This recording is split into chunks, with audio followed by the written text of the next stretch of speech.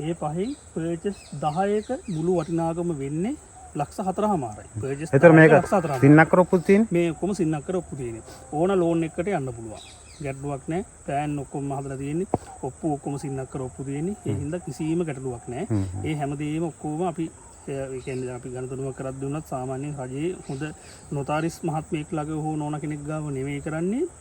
දැනට ඉන්න උසාවි නගින නීතිඥ කෙනෙක් ඉදිරියේ තමයි කරන්නේ. ඔක්කොම ෆ්ලැට් ලෑන්ඩ් එකක් තියෙනවා. මේකේ වුණත් ගල්ලාරෝම නෑ. මේ පැත්තට අලි නෑ. ඉතින් අලි කවුරු හරි ගෙනලා දැම්මොත් තමයි තියෙන්නේ. මේ දාර ගොඩාක් ඒ වගේ දාලා තිබ්බා. බොරුකාරයෝ කියලා දාලා තිබ්බා. හොරු කියලා දාලා තිබ්බා. ඔය වගේ ප්‍රශ්න ගොඩක් දාලා තිබ්බා. ඉතින් ඒ වරසල්නව නම් ඇවිල්ලා ප්‍රසිද්ධිය මුණ දෙන්නේ නෑනේ. ඉතින් ඒ හින්දා මේ ඕන කෙනෙකුට කියන්නේ ඉඩමට එන්න ඉස්සරලා. ඉඩමට ඇවිල්ලා අපිත් එක්ක ඉඩම් බලලා අපිත් එක්ක ඉඩම කතා කරලා ලියකිවිලි බලලා. ඒ දේවල් හොර බොරු කියලා හිතෙනවා නම් කමෙන්ට් එකක් දාන්න. ඒක ප්‍රශ්නයක් නෑ. හැමෝටම ආයිබෝවන්. ඉතින් ඒ කියපු විස්තරත් එක්ක මම මේ ඉඩම ඉස්සරහා ඉන්නේ. ඔයාලට පේනවා ඇති 3 phase කරන්ට් ලයින් එක තියෙනවා. එතකොට මේ ඉඩමේ ඉඳන් මහ කෙලියට, ඒ කියන්නේ මේ ඉඩමට හැරෙන පුත්තලම් පාරේ මේ ඉඩමට හැරෙන තැනට කිලෝමීටර් 6ක් තියෙනවා. ඒ වගේම බමුණා කොටුවට කිලෝමීටර් 4යි ඉඩමේ ඉඳන්ම. වාරිය පොළට මෙතන ඉඳන් තියෙනවා කිලෝමීටර් 8ක්. එතකොට මේ ඉඩමේ ඉඳන් ප්‍රධාන බස් පාරට තියෙනවා කිලෝමීටර් 2ක්. ඒ කියන්නේ මහ කෙලියේ ඉඳන් කටුපොතට යන පාර. ඉතින් channel එක හොඳයි කියලා හිතනවා. channel එක subscribe කරන්න. මොකද ඔයාලටත් ගොඩාක් අඩුවට ඉඩම් ගන්න පුළුවන් මගේ channel එකත් එක්ක හිටියොත්. ඉදිරියත් මේ වගේ අඩුවට ඉඩම් ගේනවා. වගේම මීට කලිනුත් ගොඩාක් අඩුවට ඉඩම් මේකේ පළ කරලා තියෙනවා. ඉතින් like එකක් comment එකක් දාන්නත් අමතක කරන්න එපා. අපි යන් එහෙනම් වීඩියෝට ගිහිල්ලා බලමු මේකේ මොනවද තියෙන විස්තර ටික කියලා. එතකොට මම දැන් මේ ඉදම ඉස්සරහා ඉන්නේ. එතකොට මම ඔයාලා දකින්නේ අර කලින් මම හිටපු තැන ඉඳන් මීටර් 70ක විතර ඒ අඩි 12 පාරේ ඇවිල්ලා ඉන්නේ. එතකොට වෙනදා වගේම මේකේ ඕන ඉන්නවා අපිත් එක්ක එයත් එක්ක කතා කරලා ඔයාලට හැම විස්තරයක් මම අරන් දෙන්නම්. මේ වීඩියෝ සම්පූර්ණයෙන් බලලා මේකේ දාන නම්බර වලට කතා කරන්න. ඕකේ. අපි මෙයාගෙන් විස්තර අහමු. එතකොට දැන් මෙතන කැලේ තියෙනවා මේ ඉඩමේ. එතකොට ඔබතුමා මේක සුද්ධ කරලා දෙනවද? නෑ ඒක සුද්ධ කරනවා. අනිත් මේක සුද්ධ කරලා ඒ ටික කරලා දෙනවා. හරි. එතකොට ඉඩමට ඇතුල් වෙන ප්‍රවේශ මාර්ගය පොඩ්ඩක් ඉවතරයි ගමු. ඉඩමට ඇතුල් වෙන ප්‍රවේශ මාර්ගය අඩි 12 මාර්ගයක් තමයි තියෙන්නේ.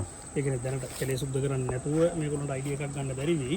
දැනට අර ඔළුවේ චූටි අයිඩියා එකක් ගන්න. ඒ කියන්නේ මේක මට හරියනවද නැද්ද කියන එක දැනගන්න දෙන්න බෑ. අර තියෙන විදිහට අඩි 12 පාර සම්පූර්ණ මේ පැත්තට සම්පූර්ණ ඒ පාර හදලා දෙනවා. ඒ පාර හදලා දීලා ඒ පාර සම්පූර්ණ මෙතන ඉඳලා ඉවර වෙලා ඉඩමට යනවා. ඔයාලට පේනවා මෙතන ලිදක් තියෙනවා. ලිදගාවේ ඉඳලා චූටක් එහාට යනකොට තමයි කණුවේ ඉඳලා ඉඩම පටන් ගන්නෙ. මෙතන සම්පූර්ණ පේජස් 50 ගානකට හිට වෙන්න තමයි තියෙන්නේ. 10 කෑලි 5කට කඩලා. ඒකට අපි හිතමු උදාහරණයකට 8ක් විතර පාරට යයි කියන මතේ ඉන්නේ. සමහරට 8ට වැඩි වෙන්නත් පුළුවන්. එතකොට පේජස් 10 අපි දෙන්නම් කියන මතේ තමයි ඉන්නේ. එතකොට භූමියේ ලිං වතුව තමයි තියෙන්නේ. කරන්ට් එක ඇවිල්ලා තියෙන ළඟටම කරන්ට් එක Tamanට ගන්න පුළුවන් ගැටලුවක් නැහැ. ඒතර කරන්ට් එක මම අරන් දෙන්නේ. ඒ කියන්නේ සාමාන්‍යයෙන් අපි ඉස්සර දැන් ඔබතුමා උඩක් දන්නේ සාමාන්‍යයෙන් ඉස්සර ඉඩමක් කොටස් කරපුවාම ඉඩමේ ළඟට අපි අනිවාර්යෙන් කණුව අරන් එන්න කරන්ට් එක අරන් දෙනවා. එතකොට එහෙම අරන් දෙන්න විදිහක් නැහැ. මොකද අපි මේ විදිහට වැඩ කරන්න ගියොත් එහෙම ඉඩමේ මිල ලොකු මිලකට යන්න වෙනවා. ඔව් ඒ කියන්නේ සාමාන්‍ය පර්ච් එකක් මේ පැත්තේ සාමාන්‍යයෙන් යන්නේ ලක්ෂය 1.5 2 මේ කුරුණෑගල ඇතුළට වෙන්න. එතකොට ලොකු මුදලක් වෙනවනේ. ඒ හින්දා මේ ගානට දෙන්නේ. එතකොට පර්චස් 10ක මිල මට ඔයගොල්ලන්ට දෙන්න පුළුවන් සාමාන්‍යයෙන් 4.50කට. 4.50කට. පර්චස් 10ක්. පර්චස් 10ක් 4.50කට දෙන්න. කරන්ට් එක දැන් අතන මේ මීටර් 70ක විතර ළඟට ඇවිල්ලා තියෙනවා. ඇවිල්ලා තියෙන්නේ. 3 phase කරන්ට් ලයින් එක. මේ ඉඩමට අරන් දෙනවා. ඇවිල්ලා තියෙන්නේ. මේ ඉඩමට ඇවිල්ලා ඉවර වෙලා ඔයගොල්ලන්ට කරන්ට් එක ගන්න පුළුවන්.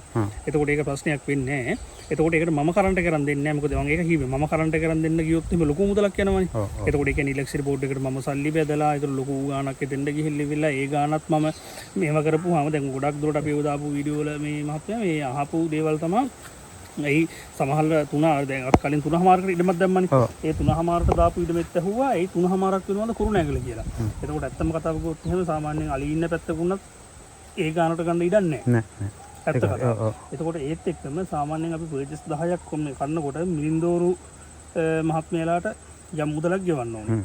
එතකොට ඉඩම සුද්ධ කරන එකට යම් මුදලක් වැය කරන්න ඕනේ. එතකොට සේවකව තව කීප දෙනෙක් දාන්න ඕනේ. එතකොට ඒ දේවල් හැමදේම ඔක්කොම පොදුවේ සලකලා බලලා ඉවර වෙලා ඔය ඔක්කොම ගත්තාම ඉඩමක යන්න පුළුවන් උපරිම මිලට තමයි මම දාලා තියෙන්නේ. ඊට වැඩිය උපරිම ලොකු ලාභයකට යන්න පුළුවන්. මොකද ඔබතුමා මාත් එක්ක වැඩ කරන සෑහෙන කාලයක් ඉඳලානේ. එතකොට ගොඩක් ගනුදෙනු කරලා තියෙනවා, ඉඩම් වල වැඩ කරලා තියෙනවා. ඉතින් ඒ හින්දා එතකොට මේක මට දෙන්න පුළුවන් පර්චේස් 10 4.50 ගානේ මේ විදිහට නෙවෙයි මේ කලේ සම්පූර්ණ අයින් කරලා දීලිවිල්ලා මේක සම්පූර්ණයෙන්ම හදලා දෙනවා මම. එතකොට හදලා දීපුවාම ඔයගොල්ලොන්ට තියෙන්නේ කතා කරන කෙනෙකුට මගේ නම්බරට කතා කරලිවිල්ලා ඕනේ පර්චේස් 10ක්ද 15ක්ද 20ක්ද කඩන්න පුළුවන් නම් කලින් කියනවා නම් ඒක ගොඩක් හොඳයි. එතකොට පොඩ්ඩක් කර වේදම් පැත්ත චූට්ටක් අඩු කරගන්න පුළුවන්. අඩු කරගත්තොත් සමහර ඉඩම මිලේ තව චූට්ටක් අඩු කරලා හරි මට ඔය කියන ගානට අඩුව දෙන්න පුළුවන්. එතකොට සාමාන්‍යයෙන් කෙනෙක් මට කතා කරලිවිල්ලා හිට උදේ ඇවිල්ලා මේ 10 ගන්නවා 4:00කට කියලා කිව්වොත් එහෙම එතකොට මම ඊතර චූට්ටක් අසරණ වෙනවනේ. ඔව්. ඒ කියන්නේ මම අනිවාර්යෙන් ඒතොර 10 කඩලම තියෙනවා. කරුමිට මම 15ක් දෙන කඩලා තිබ්බොත් අර පහ මම අයින් කරනවා. අයින් කරනවා. එතකොට ඒ පහ ඊට පස්සේ මම විකුණන්නේ කොහොමද කියන එක ගැන නැවත හිතන්න ඕන. තව ඊටමකට මට ඇඩ් කරන්න වෙනවා. ඔය වගේ ප්‍රශ්නයක් තියෙනවා. ඒ හින්දා මෙතන ඔක්කොම පර්චේස් 50 ගණක් තියෙනවා. 10 කෑලි පහක් තියෙනවා. දල වශයෙන් හිතාගන්න ඉන්න විදිහට ඒ පහෙන් පර්චේස් 10ක මුළු වටිනාකම වෙන්නේ ලක්ෂ 4.5යි. පර්චේස් එතකොට මේක සින්නක් කර ඔප්පු තියෙන්නේ. මේ ඔක්කොම සින්නක් කර ඔප්පු තියෙන්නේ. ඕන ලෝන් එකකට යන්න පුළුවන්. ගැටලුවක් නැහැ. පෑන් ඔක්කොම හදලා තියෙන්නේ. ඔක්කොම සින්නක් කර ඔප්පු තියෙන්නේ. ඒ හින්දා කිසිම ගැටලුවක් නැහැ. ඒ හැමදේම ඔක්කොම අපි ඒ කියන්නේ අපි ගණතුණුවක් කරත් දුන්නත් සාමාන්‍යයෙන් රජයේ හොඳ නොතාරිස් මහත්මයෙක් ළඟ හෝ නෝන කෙනෙක් ගාව නෙවෙයි කරන්නේ. දැනට ඉන්න උසාවි නගින නීතිඥ කෙනෙක් ඉදිරියේ තමයි කරන්නේ. ඔව්. එතකොට මේ තව ප්‍රශ්නයක් මම අහන්නම්. ගොඩක් ගෙනෙක්ගේ ප්‍රශ්නයක් තිබුණා. දැන් මේ පැත්තේ ඉඳන් දානකොට අලියේ ඉන්නවාද ගම් වතුරට යට වෙනවාද නා යන දේවල් ප්‍රශ්න අහනවනේ. ඒවට මොකද්ද? ඔව් දැන් ඔයාලට එකට දෙන්න පුළුවන් උත්තරේ තමයි එතකොට මේ පැත්තට ඇවිල්ලා ගංගා ලංකා සිටියමේවත් නැහැ ලෝක සිටියමේවත් නැහැ කුරුණෑගල දිස්ත්‍රික්කේ කියන ගංගා නැහැ. එතකොට මෙතන ඉඳලා ගොඩාක් දුරින් තමයි දැදුරුවේ තියෙන්නේ. ඔව්.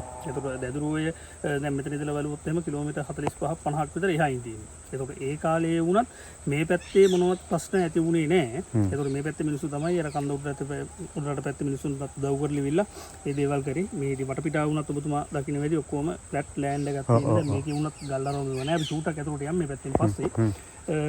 ඉතින් ওই විදිහට තමයි තියෙන්නේ. එතකොට ඊළඟ ප්‍රශ්නේ මොකද්ද? අලි සත්තු. අලි. එතකොට මේ පැත්තට අලි නෑ. ඉතින් අලි කවුරු හරි ගෙනලා දැම්මොත් තමයි තියෙන්නේ. අලි නෑ. මේ මොකද සාමාන්‍යයෙන් අලි ඉන්නේ ගල්ගමුව ඇහැටුවැව සාමාන්‍ය එතනින් එහාට තමයි ඉන්නේ. ඉතින් මේ පැතිවල ඇලි නෑ. අලි නෑ.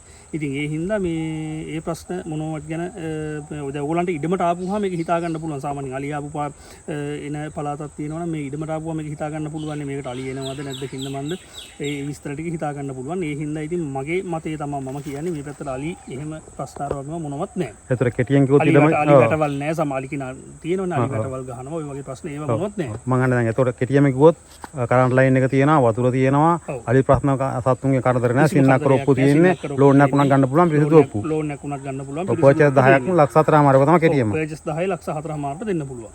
එතකොට ගන්න කට්ටිය සෙට් වුණාම ඉඩම සුද්ධ කරලා ඒ ටික කරලා දෙනවා. ඒ ටික මම කරලා දෙනවා. හරි හරි. මොකද මම දැන් අපිට උනත් දැන් උනත් දැන් ඉවිල්ලා මම දැන් ඉඩම මිලදී ගත්තායින් පස්සේ ඇවිල්ලා මට මේක සම්පූර්ණ මේවා කෙල්ලවිලා මේ සුද්ධ කරලා මේවා කරන්න පුළුවන්. සමහර මේ ඉඩම විකින් එක චූට්ටක් හරි පරක්කු වෙලා අපිට එක එක ප්‍රශ්න එනවනේ.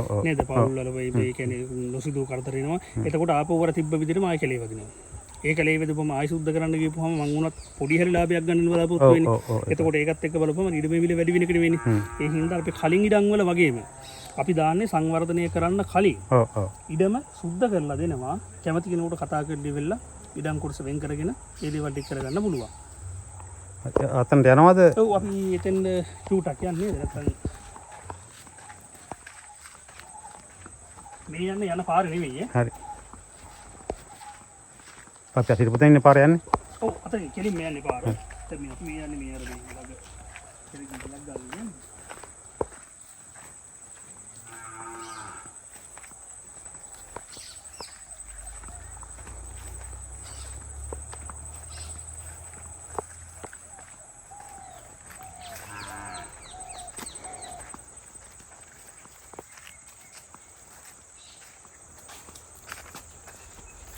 මේක ඉතින් ඩෝස් එකක් දාලා සුද්ධ කරන්න වෙනවනේ. ඔව් මේක කෙටියෙන් සුද්ධ කරන්නත් පුළුවන්. මැෂින් එකක් දාලා කරන්නත් පුළුවන්.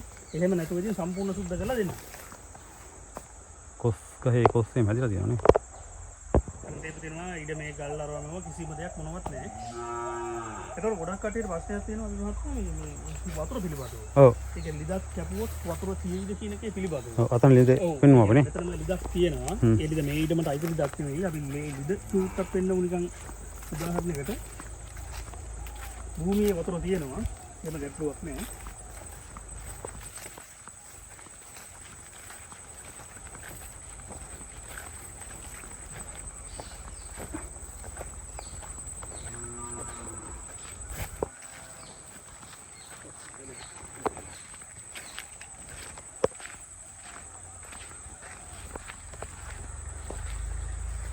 ළඟ තියෙනවා උතුරනේ. ඔව් ළඟම තියෙනවා මේ භූමිය උතර ළඟම තියෙනවා. සාමාන්‍යයෙන් මේ පැත්තේ කපන්නේ මහන්සිය සාමාන්‍යයෙන් බබ දෙක කපනකොට සාමාන්‍යයෙන් වතුර තියෙනවා. ඒක හිතෙන්නේ නැතිල ඉඳන් නම් අනිවාර්යෙන් බබ දෙක තියෙනවා. එතකොට මේ පැත්තට අල්ලා බලලා මේ අපි අර ඉස්සරලා කතා කරේ අන්න අතර ඉඳලා. ඔව්. එතන ඉඳලා කතා කරේ මෙහෙම තමයි කෙලින් පාර යන්නේ. මෙහෙම කෙලින් තමයි පාර යන්නේ. ඉතින් එහා පැත්තෙන් නේ. ඔව්. ඉතින් ඕන කෙනෙකුට කතා කරලා ඉවිල්ලා ඒ ටික කරගන්න පුළුවන්. කරගන්න පුළුවන්. අනිත් එක තමයි මේ මහත්මයා තව දෙයක් තියෙනවා. අනිත් කමෙන්ට් වලින් විස්තර අහන්න එපා කියන්න. මොකද ඒක ඇත්තටම අපිත් අපහසුතාවයටපත් වෙනවා. ඇත්ත කියන්න බෑ. අනිත් එක තමයි ලංකාවේ කට්ටියට චූට්ටක් දැනුම් දීමක් කරන්නම්. රාත්‍රී 9න් පස්සේ ලංකාවේ කට්ටිය කෝල් ගන්න එපා. ඒක දාලා තියෙන වෙන මොනවද හින්දා නෙවෙයි. මොකද රට ඉන්න කට්ටිය ගොඩාක් දුරට ලංකාවේ වෙලාවෙන් රට වෙලාව වෙනස් වෙන ඉඳන් 9න් පස්සේ තමයි ගන්නෙ. 9න් පස්සේ ලංකාවේ කෙනෙක් ගත්තාම අපි අර WhatsApp කරේ මේ කෝල් ගන්නකොට අර සිග්නල් අඩු වෙනවා. ඒ අඩු වෙනකොට WhatsApp අර කන්න කට්ටියට උත්තරයක් දී ගන්න බැරි වෙනවා. ඒ හින්දා මේ අර ගොඩාක් ඒ වගේ දාලා තිබ්බා බොරුකාරයෝ කියලා දාලා තිබ්බා හොරු කියලා දාලා තිබ්බා ඔය වගේ ප්‍රශ්න ගොඩක් දාලා තිබ්බා. ඉතින් ඒ වරසල්නවා නම් ඇවිල්ලා ප්‍රසිද්ධිය මුණු දෙන්නේ නැහනේ. ඉතින් ඒ හින්දා මේ ඕන කෙනෙකුට කියන්නේ ඉඩමට එන්න ඉස්සරලා ඉඩමට ඇවිල්ලා අපිත් එක්ක ඉඩම් බලලා අපිත් එක්ක ඉඩම කතා කරලා ලිය කිවිලි බලලා ඒ දේවල් හොර බොරු කියලා හිතෙනවා නම් කමෙන්ට් එකක් දාන්න ඒක ප්‍රශ්නයක් නෑ.